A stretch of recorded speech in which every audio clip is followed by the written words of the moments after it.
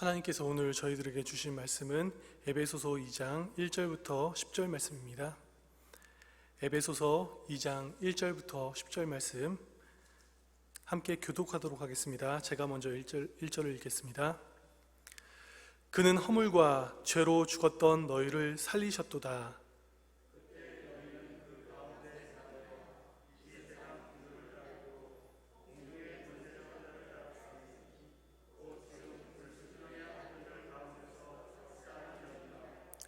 전에는 우리도 다 그 가운데서 우리 육체의 욕심을 따라 지내며 육체와 마음에 원하는 것을 하며 다른 이들과 같이 본질상 진노의 자녀였더니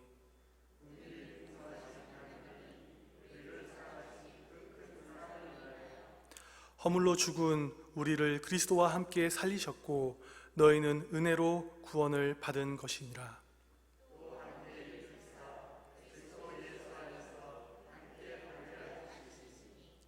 이는 그리스도 예수 안에서 우리에게 자비하심으로써 그 은혜의 지극히 풍성함을 오는 여러 세대에 나타내려 하심이라.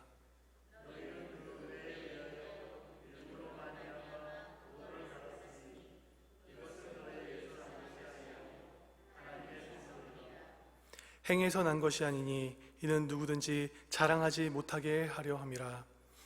우리는 그가 만드신 바라 그리스도 예수 안에서 선한 일을 위하여 지으심을 받은 자니 이는 하나님이 전에 계사 우리로 그 가운데서 행하게 하려 하심이니라. 아멘. 1805년도였습니다. 1805년 독일 크로펜스타트라고 하는 곳에서 조지라고 하는 한 아이가 태어났습니다. 그런데 이 아이의 아버지는 술에 빠져 사는 세무원이었는데요. 조지는 바르게 자라지 못했던 것 같습니다. 청소년이 되었던 이 조지는 앞날을 생각하지 않고 그저 눈앞에 펼쳐진 현재의 쾌락만을 따르는 그런 방탕한 삶을 살았는데요.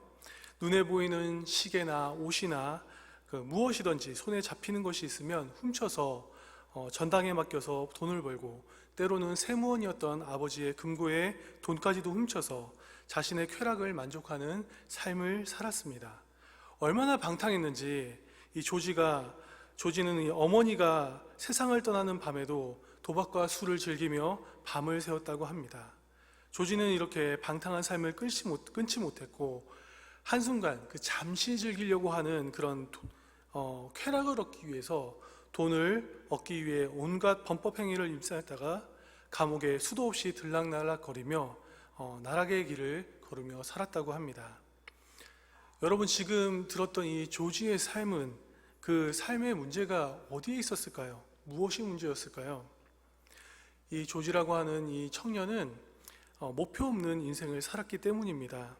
목표가 없는 인생은 내 인생이 어느 곳을 향해서 앞으로 나아가야 될지에 대해서 전혀 알지 못하기 때문에 그저 근시안적으로 눈앞의 현실만을 바라보고 산다는 것이 그 특징이죠. 목표 없는 사람은 미래를 계획하지 않기 때문에 순간적인 쾌락, 이런 것에 시간과 돈과 모든 것을 낭비하는 방탕한 삶을 살게 됩니다. 그러나 목표를 가진 인생은 다르지요. 꿈과 비전을 가지고 있는 사람은 방탕하게 살 수가 없습니다.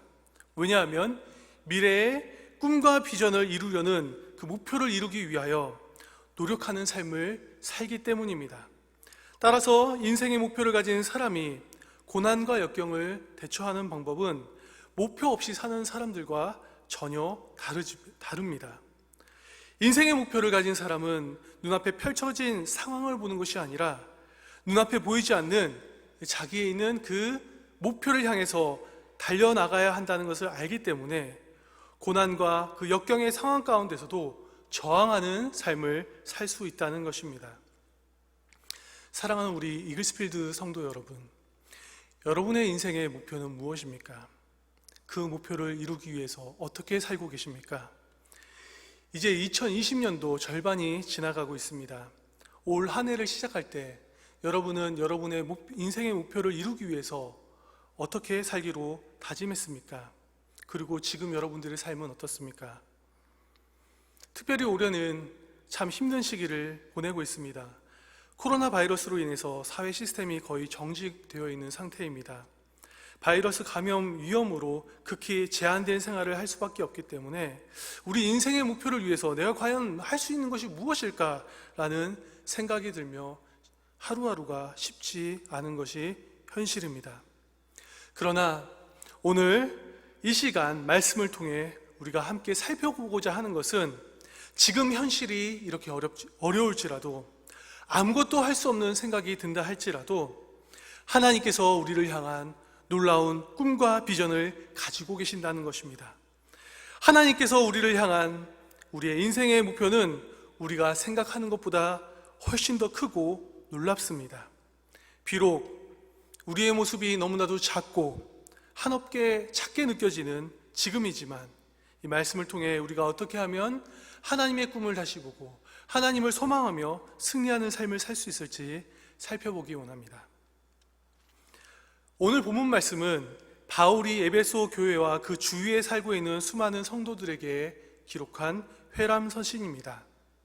에베소 교회는 여러 혼합주의적인 그런 세속 종교와 학문으로 그 신앙의 중심이 흔들리는 그런 위협에 놓여 있었습니다. 다시 말하자면 복음을 들었음에도 불구하고 예수 그리스도 안에 거하는 삶을 살기보다 여전히 세속주의에 빠져 일시적이고 현세적인 돈, 명예, 쾌락을 잠시 누리는 것을 목표로 삼는 사람들이 많았다는 것입니다. 바울은 이렇게 세속적인 삶을 사는 사람들을 위해 오늘 본문 말씀인 에베소서를 기록했습니다.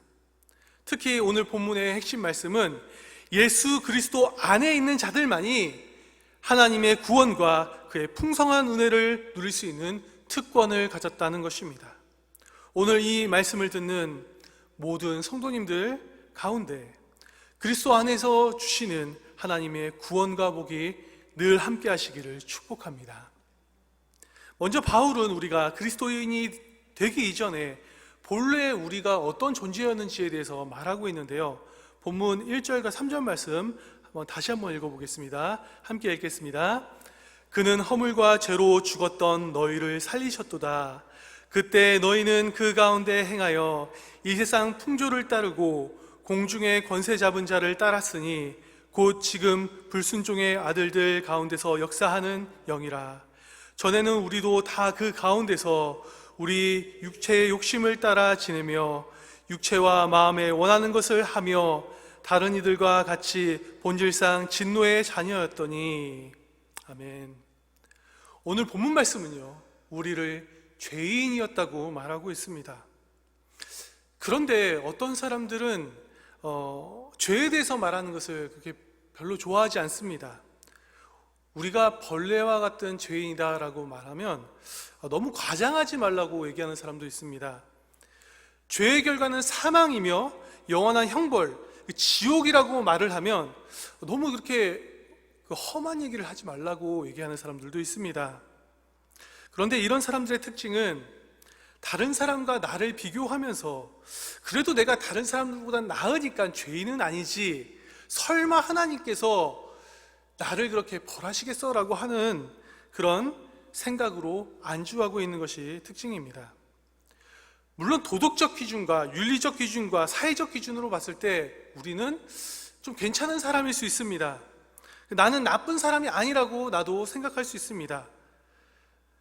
그러나 우리는 사람이 만들어 놓은 도덕적, 윤리적, 사회적 기준이 아니라 하나님의 기준으로, 하나님의 기준이 하나님의 말씀으로 우리의 모습을 점검해야 합니다. 성경은 모든 사람이 죄를 범하였음에 하나님의 영광에 이르지 못하더니라고 말합니다. 중요한 것은요, 우리가 죄를 지었기 때문에 죄인이라는 것이 아닙니다. 원인과 결과가 바뀌어 있습니다. 다시 말하자면 우리는 존재적으로 죄인이기 때문에 죄를 계속 짓는다는 것입니다.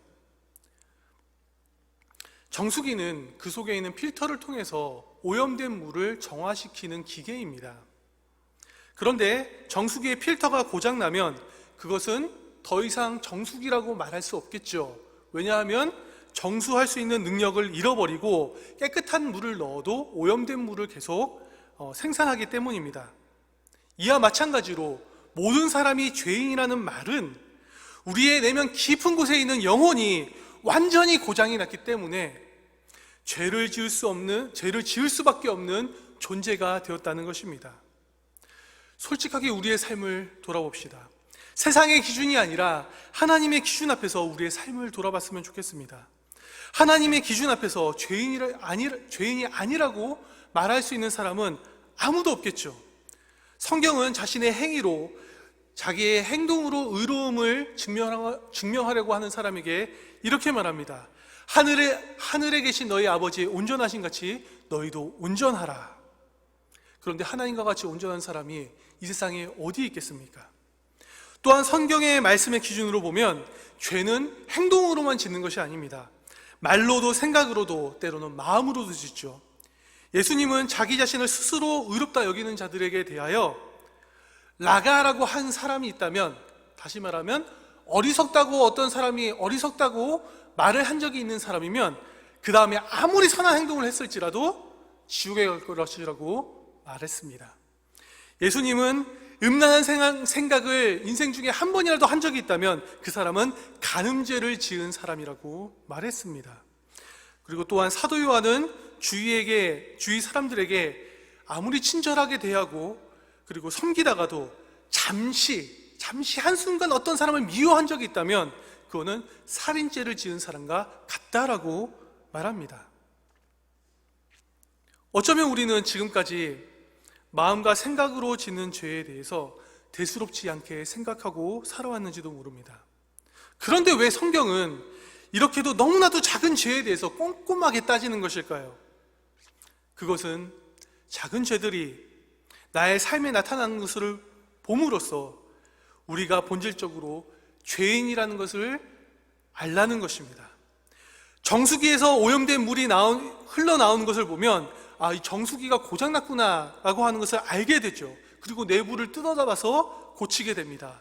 이와 마찬가지로 내 삶에 죄로 인하여 더럽혀진 행동이 나타난다면 그것은 내 영혼이 고장났다는 것입니다.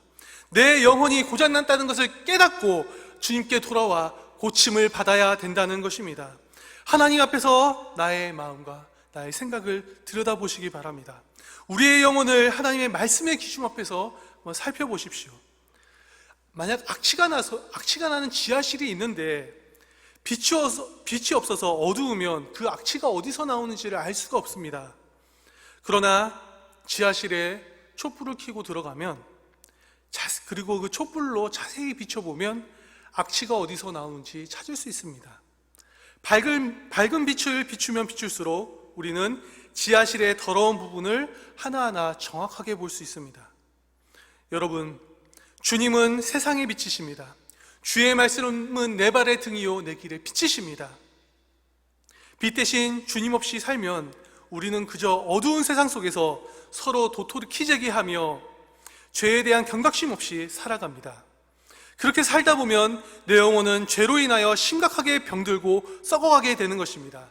그러나 빛 대신 주님께서 말씀으로 우리 가운데 찾아오시면 우리의 어두웠던 내면이 드러나기 시작합니다.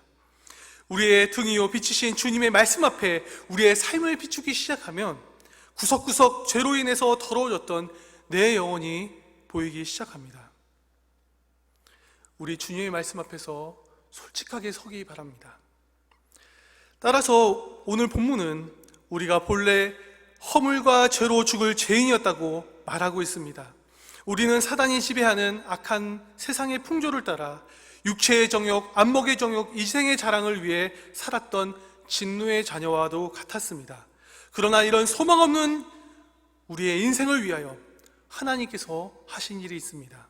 오늘 본문 말씀 4절에서 5절 말씀을 함께 읽겠습니다. 에베소서 2장 4절 5절 함께 읽겠습니다.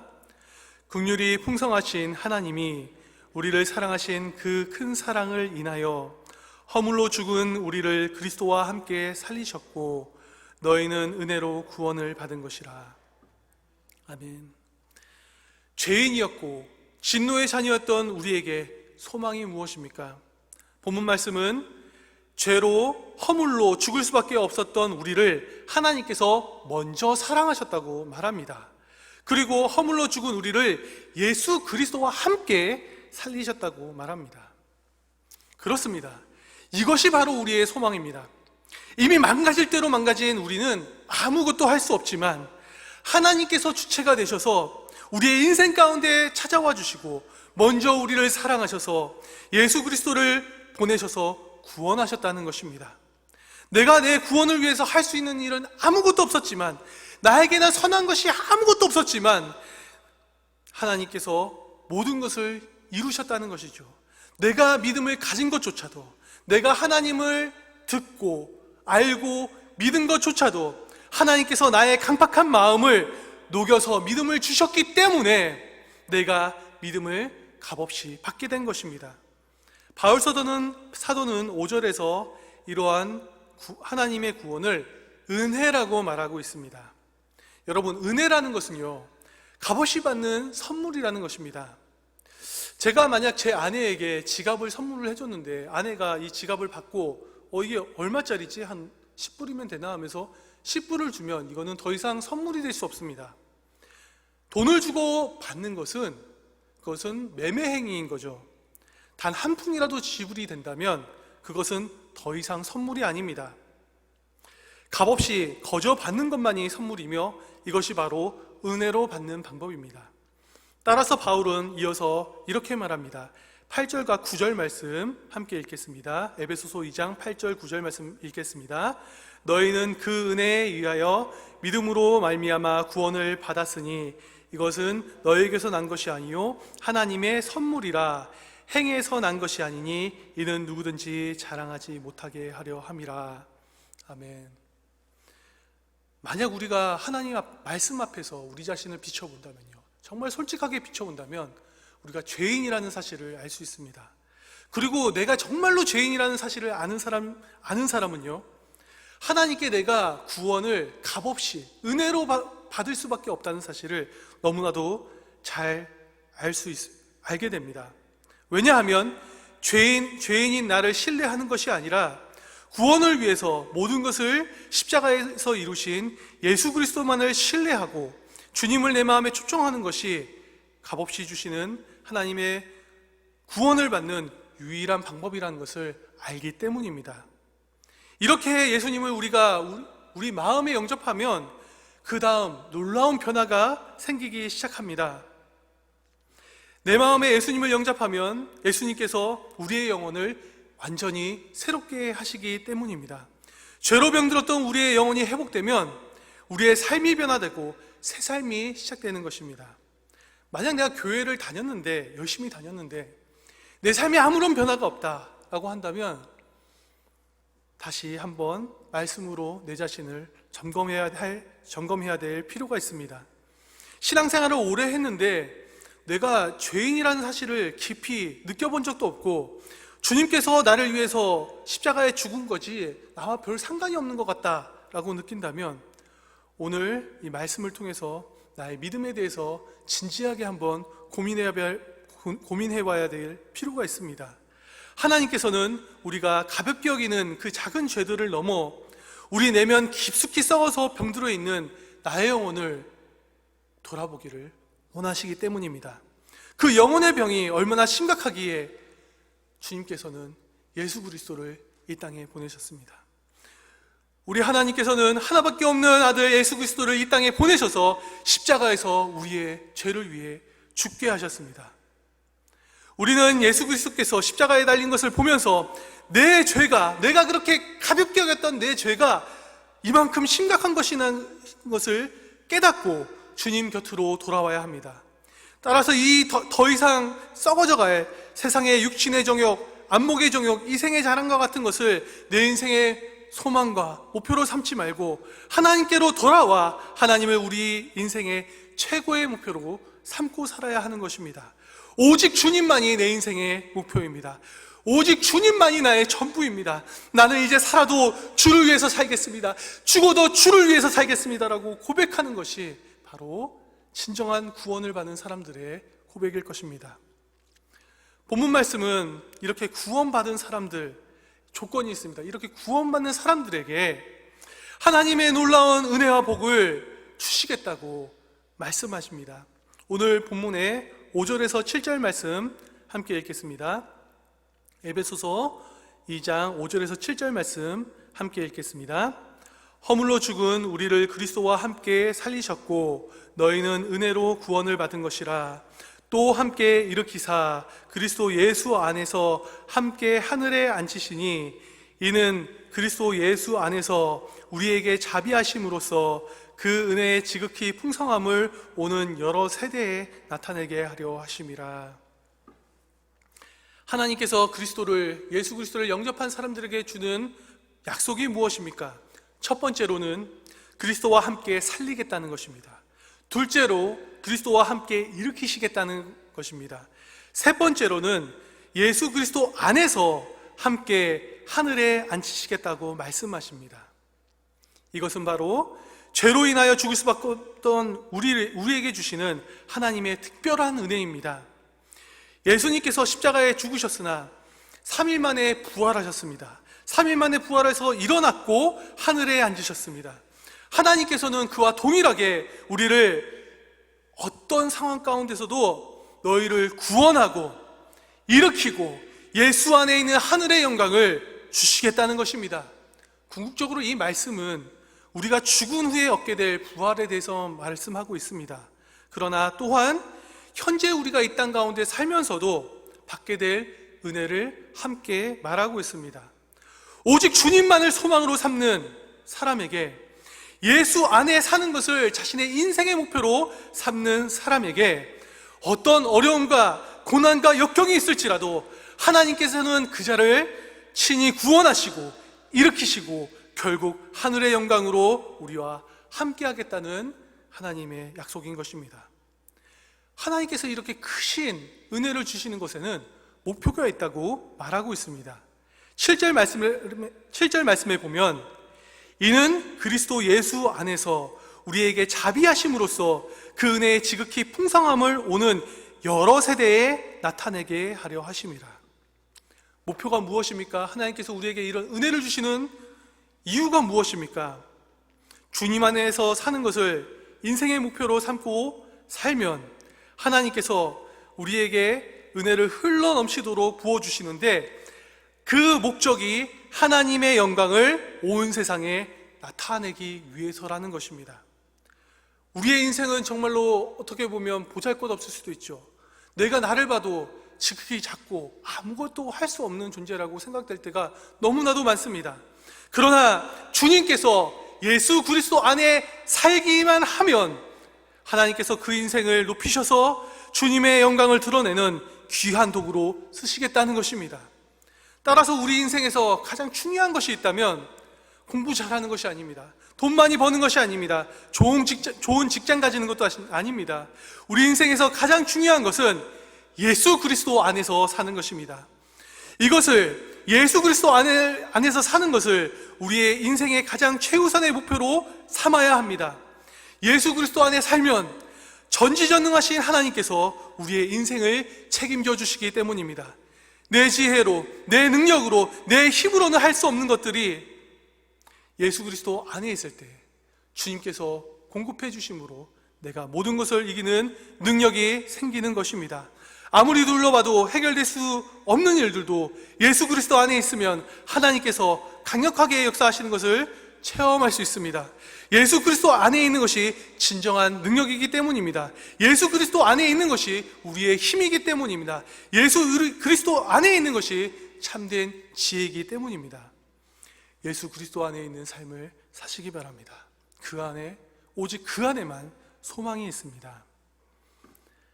성경을 살펴보면 주님 안에 거함으로써 많은 은혜를 누렸던 사람들의 이야기가 많이 나옵니다. 그들은 주님 안에 거하며 주님 안에서 주님과 동행하며 사는 것을 자기 자신의 최대의 인생의 목표로 삼고 살았습니다.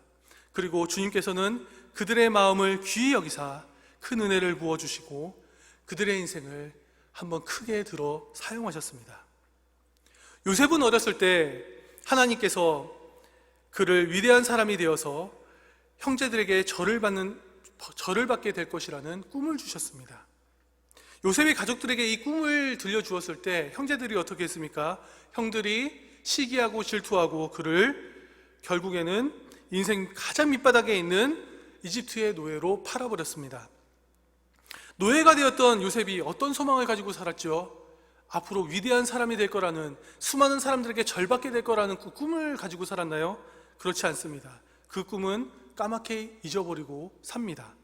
그러나 그가 노예 생활을 하면서 한 가지 꼭 붙들었던 것이 있었는데요, 그것은 바로 주님 안에 거하며 주님과 동행하며 사는 것이었습니다. 요셉이 밧세바와 동침하는 것이 주님 안에 거하는 것이 아니라 주님 밖으로 빠져나온다는 것을 알았기 때문에 아주 잠시 순간적인 그 쾌락을 즐기며 범죄하는 것을 피할 수 있었던 것입니다. 노예였던 요셉은 밧세바 사건으로 더 밑바닥이었던 감옥 생활을 하게 됩니다. 거기에서 죄수 생활을 하게 되는 것이죠. 그러나 요셉은 하나님 안에서 사는 것을 포기하지 않았습니다. 이렇게 요셉이 늘 주님과 동행하며 주님 안에서 살았던 모습을 창세기 저자는 이렇게 기록하고 있지요. 그의 주인이 여호와께서 그와 함께 하심을 보며 또 여호와께서 그의 범사에 형통하게 하심을 보았더라. 여호와께서 요셉과 함께 하시고 그에게 인자를 더하사 간수장에게 은혜를 받게 하시매. 그렇습니다. 요셉은 노예 생활하는 가운데서도, 죄수 생활하는 가운데서도 주님 안에 거하며 주님과 동행하는 삶을 살았습니다. 하나님께서는 그런 그와 함께 하시고 범사에 그를 형통하게 하셨습니다. 중요한 것은 주님과 동행하면 그 어떤 어려움이 있을지라도, 어떤 환난 가운데 있을지라도 하나님께서 그를 반드시 구하시고 그 사람을 반드시 일으키시고 그리고 예수 그리스도 안에 있는 하늘의 영광과 복을 주신다는 것입니다. 이것이 오늘 본문 말씀에, 에베소서 말씀에서 말하고 있는 핵심이며 요셉의 삶이 그와 같았습니다. 하나님은 늘 동행하는 그 인생의 목표, 하나님과 늘 동행하는 것을 인생의 목표로 살았던 요셉은 오랜 시간 감옥에 갇히게 되지만 때가 되자 하나님께서 그를 감옥에서 꺼내 총리가 되게 하시고 주님께서 주신 꿈을 이루어 주셨습니다. 요셉의 삶을 통해 하나님의 영광이 많은 사람에게 드러나는 것입니다. 다윗은 사무엘을 통해서 앞으로 왕이 될 것이라는 그 약속의 상징인 기름 부음을 받았습니다. 그런데 왕이 되기는커녕 당시 왕이었던 사울 왕이 다윗을 질투해서 아주 오랜 시간 동안 쫓아다니면서 죽이려고 했습니다. 다윗은 사실 죽음의 위기를 여러 번 맞이했지만 전략적으로 사울과 대적하지 않았습니다.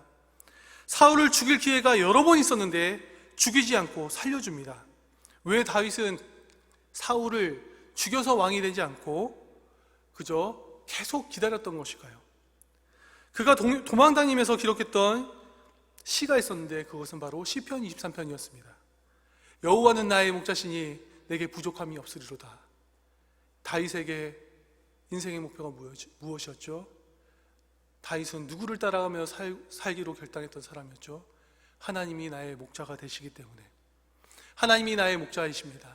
내가 양이고 양이 목자를 따라가는 것이 나도 주님만을 따라가겠습니다 라고 고백했던 것입니다. 내가 사망의 음침한 골짜기를 다닐지라도 해를 두려워하지 않을 것은 주께서 나와 함께 하심이라. 주의 지팡이와 막대기가 나를 안위하시나이다. 주께서 내 원수의 목전에서 내게 상을 베푸시고 기름을 내 머리에 부으셨으니 내 잔이 넘치나이다. 나의 평생의 선하심과 인자하심이 정녕 나를 따르리니 내가 여호와의 집에 영원히 거하리로다. 다윗은 하나님을 목자로 삼고 살았기 때문에, 다윗은 주님과 동행하는 것을 자신의 최고의 인생의 목표로 살았기 때문에 그 어떤 일이 있더라도 한순간도 주님 밖을 벗어나지 않으려고 몸부림치며 사는 삶을 살았습니다. 하나님은 그런 다윗을 구원하시고 일으키시고 하늘의 영광과 복을 더하여 주셨습니다. 바벨론의 포로로 끌려갔던 다니엘은 하나님 안에 거하는 것을 자신의 인생의 목표로 삼았고 목숨을 걸기까지 그것을 지켜냈습니다. 왕이 기도하지 말라는 칙령이 내릴지라도 사자굴에 들어갈지라도 세상에 무릎 꿇지 않고 하나님께 무릎 꿇고 기도했습니다. 다니엘은 주님 안에 거하는 것이 자신 인생에서 그 다른 어떤 것보다도 귀한 것을 알았기 때문에 생명이 위협받는 그 위기의 순간 가운데서도 예루살렘에 향한 그 창문을 열고 하루에 3번씩 무릎 꿇고 하나님께 감사 기도를 올려드렸던 것입니다. 하나님은 다니엘의 마음의 중심을 보시고 구원하시고 일으키시고 하늘의 영광과 복을 그에게 더하여 주셨습니다. 요셉, 다윗, 다니엘 이 세 사람뿐만 아니라 성경의 믿음의 사람들은 하나님과 동행하는 것을 자기 자신의 최고의 인생의 목표로 삼고 늘 주님 안에 거하는 훈련하는 삶을 살았던 사람입니다. 때로는 그들의 인생 가운데는 위기가 찾아왔지만 우리 주님은 주님과 동행했던 사람들을 구원하시고 일으키시고 하늘의 영광과 복을 더해 주셨습니다. 오늘 본문 말씀인 에베소서는 하나님께서 이 믿음의 사람들에게 놀라운 은혜를 더해 주신 이유가 그들의 삶을 통해 세상 모든 민족이 하나님만이 참신인 것을 알고 돌아오게 하기 위함이라고 말합니다. 요셉의 주인이었던 보디발은 요셉을 노예 중에서도 가장 높은 직책을 주었습니다. 그 이유가 무엇이었습니까? 창세기 49장 3절에 그 주인이 여호와께서 그와 함께 하심을 보며 또 여호와께서 그의 범사에 형통하게 하심을 보았더라. 보디발은 요셉의 삶을 통해서 하나님이 요셉과 함께 하신다는 것을 알았습니다. 사울은 하나님께서 다윗과 함께 하심을 보고 이렇게 고백합니다. 사무엘상 24장에 보면 내가 나를 선대한 것이 오늘 나타났으니 여호와께서 나를 내 손에 넘기셨으나 내가 나를 죽이지 아니하였도다. 보라, 나는 내가 왕이 될 것을 알고 이스라엘 나라가 내 손에 견고히 설 것을 아노니. 사울은 다윗이 자신을 선대하는 것을 보고 결국 하나님께서 그와 함께 하심을 인정하게 됩니다. 또한 다리오 왕은 하나님께서 다니엘을 사자굴에서 구원하신 것을 보고 이렇게 고백합니다. 다니엘서 6장 25절에서 27절 말씀 우리 함께 읽겠습니다. 25절 함께 읽겠습니다. 이에 다리오 왕이 온 땅에 있는 모든 백성과 나라들과 언어가 다른 모든 사람들에게 조서를 내려 이르되 원하건대 너희에게 큰 평강이 있을지어다. 내가 이제 조서를 내리노라. 내 나라 관할 아래에 있는 사람들은 다 다니엘의 하나님 앞에 떨며 두려워할지니 그는 살아계시는 하나님이시요 영원히 변하지 않으시며 그의 나라는 멸망하지 아니할 것이요 그의 권세는 무궁할 것이며 그는 구원도 하시며 건져내기도 하시며 하늘에서든지 땅에서든지 이적과 기사를 행하시는 이로써 다니엘을 구원하여 사자의 입에서 벗어나게 하셨음이라 하였더라. 이방 민족의 왕이 다니엘을 통해서 일하시는 하나님을 보고 하나님을 찬양하게 됩니다. 그리고 왕으로서 모든 백성들에게 하나님을 찬양하라고 명령하게 됩니다. 사랑하는 우리 이글스필드 성도 여러분, 여러분들의 인생의 목표가 무엇입니까? 돈을 버는 것, 시험을 통과하는 것, 좋은 직장을 가지는 것은 우리의 인생의 목표가 될 수 없습니다. 이렇게 일시적이고 현세적인 것들은 우리 인생의 목표를 이루기 위한 도구일 뿐입니다. 물론 필요합니다. 돈도 필요하고 직장도 필요하고 모든 것이 필요한데 그것 자체가 목적이 될 수는 없습니다. 영원히 변치 않는 하나님을 인생의 목표로 삼으시는 여러분들 되시기를 축복합니다. 언제나 어디서나 주님과 동행하고 주님 안에 거하는 것을 이 세상의 그 가장 귀한 가치로 여기며 사시는 여러분들이 되시기를 축복합니다.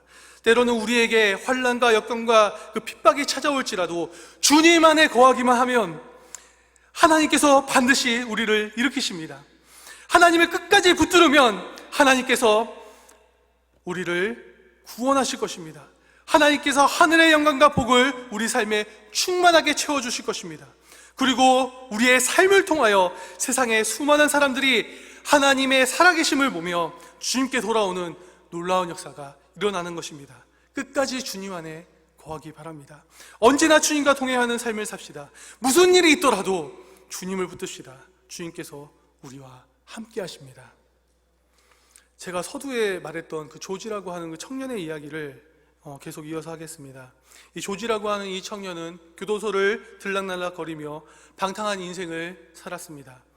세상의 온갖 쾌락과 탐욕을 탐닉하면서 허랑방탕한 삶을 살았던 이 조지, 그 조지의 마음에는 항상 공허함과 외로움이 가득했습니다.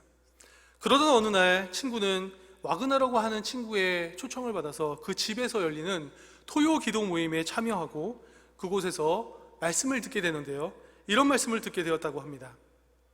나쁜 버릇은 한 번에 고쳐지지 않습니다. 그러나 하나님이 한 번 택한 사람은 절대로 버리지 않습니다. 나쁜 버릇이 있다고 버리지 않으십니다. 그러므로 낙심하지 말고 용기를 가지십시오. 낙심하지 말고 꾸준히 죄와 싸우십시오. 이 말씀이 조지의 마음에 깊이 새겨졌습니다.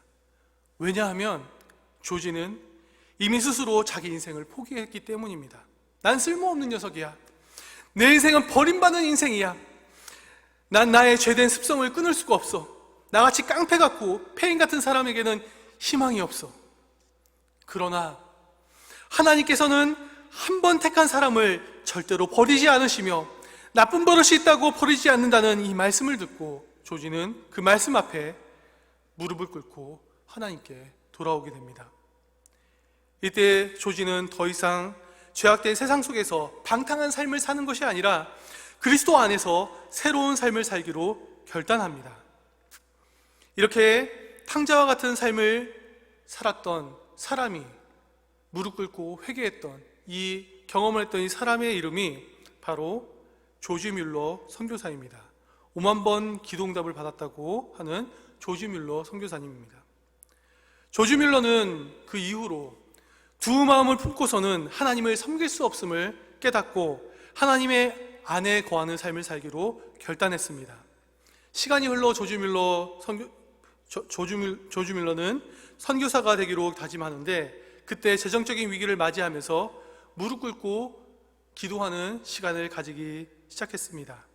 그리고 그때 주님께서 그의 절박한 물질의 문제를 응답해 주셨습니다.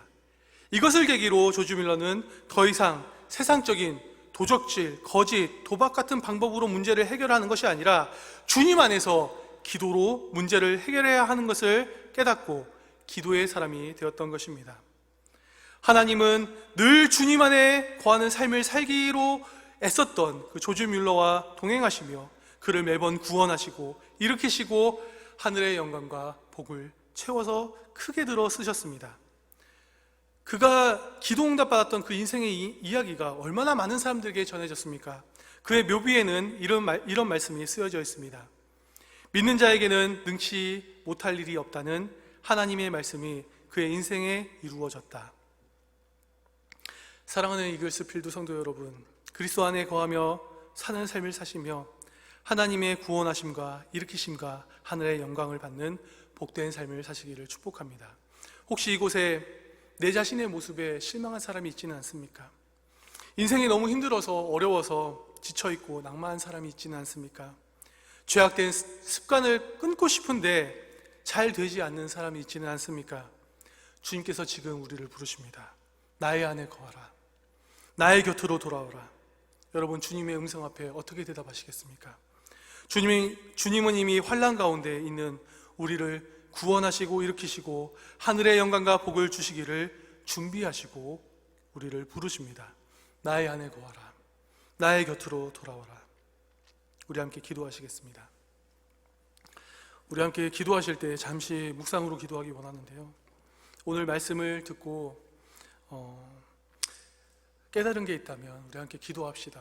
그리고 한 가지 더 기도하기를 원하는 것은요, 지금 이 예배당에 온 주위에 있는 분들을 위해서도 함께 기도합시다. 살아계신 하나님, 참 코로나 바이러스로 어려운 때입니다. 하지만 오늘 약속의 말씀과 같이 하나님께서 나의 안에 거하라, 나에게 돌아오라 말씀하시는데, 여기 계시는 우리 성도분들 모두가 하나님께 돌아오는 은혜를 경험하는 시간 되게 해달라고 기도하시기 바랍니다. 물질적으로 어렵고 또한 여러 가지 어려운 문제들이 많이 있지만 하나님, 우리가 그 가운데서 하나님을 찾고 부르짖고 주님 안에 거하기 원합니다. 요셉이 감옥에 있을 때 그와 동행했던 하나님 함께하여 주시옵소서. 우리 함께 묵상으로 1분 정도 잠깐 기도하도록 하겠습니다. 기도하시겠습니다. 살아계신 아버지, 주님께서 주님, 저를 죽을 수밖에 없었던 우리를 아버지, 주님, 정말 이 말씀 아버지, 정정을 구하셔야 되지만 하나님 아버지, 주님 주시옵소서. 아버지 주옵소서. 내가 문제고 하지만 아버지 주님 안에 거할 때 아버지 주님 안에 거하는 것만이 아버지 우리의 능력이고 주님 안에 거하는 것이 아버지 우리의 힘이고 주님 안에 거하는 것만이 우리의 힘인 것을 아버지 고백합니다. 주여 주여 주시옵소서. 주님 주께서 이어주시고 붙들어 주시옵소서. 또 이곳에 이 모든 성도가 있는데 하나님의 은혜와 하나님의 복과 하나님의 성령의 충만하심이 주여 함께하여 주시옵시고 붙들어 주시옵소서. 살아계신 하나님 아버지, 죄와 허물로 죽을 수밖에 없었던 우리를 크신 사랑으로 바라보시며 예수 그리스도를 아낌없이 보내신 하나님의 은혜에 찬양과 영광을 올려드립니다. 우리에게는 선한 것이 아무것도 없지만 독생자 예수 그리스도를 통하여 구원과 일으키심과 하늘의 복을 선물로 주심에 감사를 드립니다. 앞으로 우리가 남은 날 사는 동안 요셉과 같이, 다윗과 같이, 다니엘과 같이 예수 그리스도 안에서 믿음으로 사는 저희가 되도록 인도하여 주시옵소서. 세상에 헛된 소망 내려놓고 이제 우리가 우리의 인생을 모두 다 주님께 드리오니 주님 받아주시옵시고 우리의 인생을 통하여 하나님의 영광을 나타내 주시옵소서. 지금은 우리 주 예수 그리스도의 은혜와 하나님 아버지의 크신 사랑과 성령 하나님의 교통하심이 이글스필드 성도들 머리머리 위에 이제로부터 영원토록 함께 있을지어다. 아멘.